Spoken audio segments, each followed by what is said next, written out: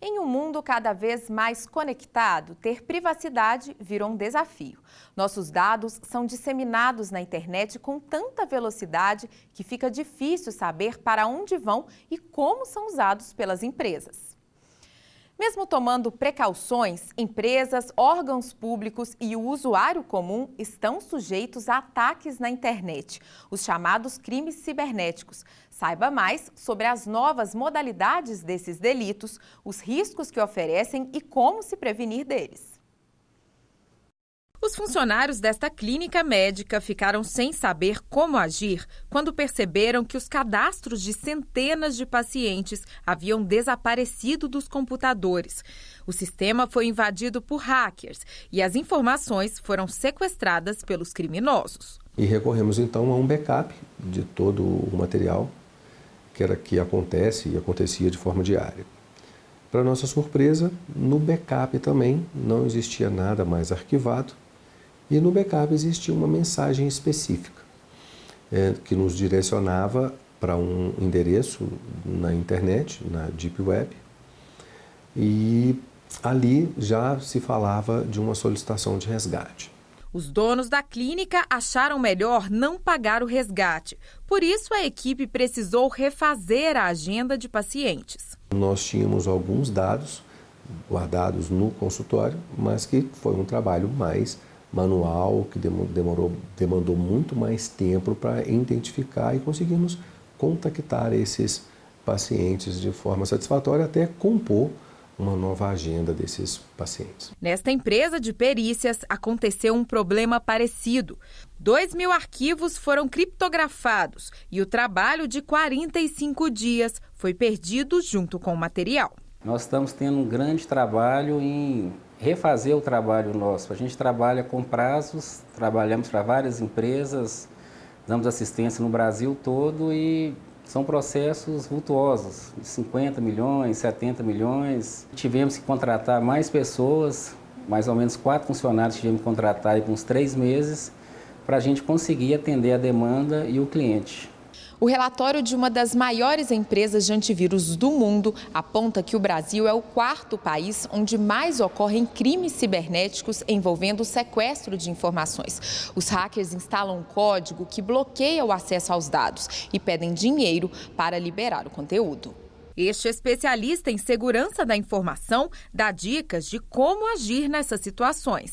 São vírus que criptografam as informações, que precisam de uma chave específica e que os hackers estavam vendendo essa chave. Primeira coisa é não acreditar, não confiar nisso, porque uma pessoa que esconde os seus dados e te cobra para poder te entregar a chave, não existe garantia que você vai ter seus dados recuperados. Então, o que a gente sempre fala, tem um backup em 1, 2 locais armazenados com a criptografia específica da empresa, fazer os testes de restore desse backup, porque não adianta eu salvar a informação se eu não sei se ela está apta quando eu precisar.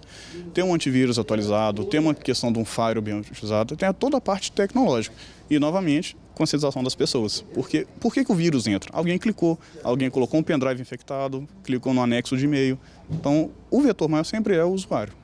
Dados oficiais mostram que os crimes cibernéticos estão crescendo no Brasil. Só no primeiro semestre de 2019, a Polícia Civil de Minas Gerais registrou mais de 16.600 ocorrências dessa natureza. No mesmo período de 2018, foram aproximadamente 13.200. Os ataques mais comuns são a contaminação de computadores com vírus, os roubos de informações e as fraudes de dados, além de acessos não autorizados. Este advogado explica que até 2012 não havia legislação específica para tratar de crimes cibernéticos. A Lei 12.737, chamada de Lei Carolina Dickmann, definiu punições para quem invade dispositivos eletrônicos.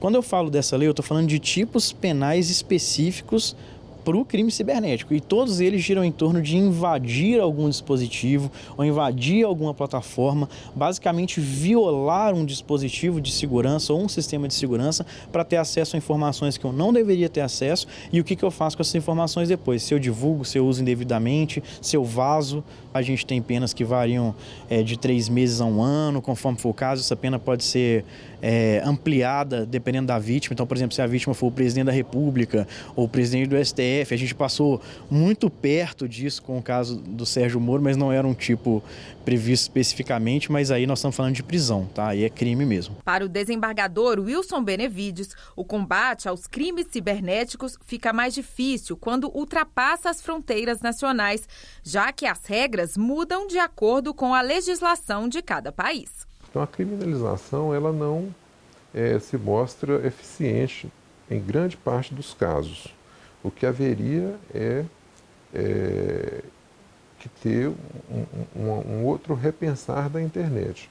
Ela deve ser um ambiente aberto, um ambiente de liberdade, mas um ambiente com regras mais claras, mais explícitas e mais rígidas com relação à criminalidade.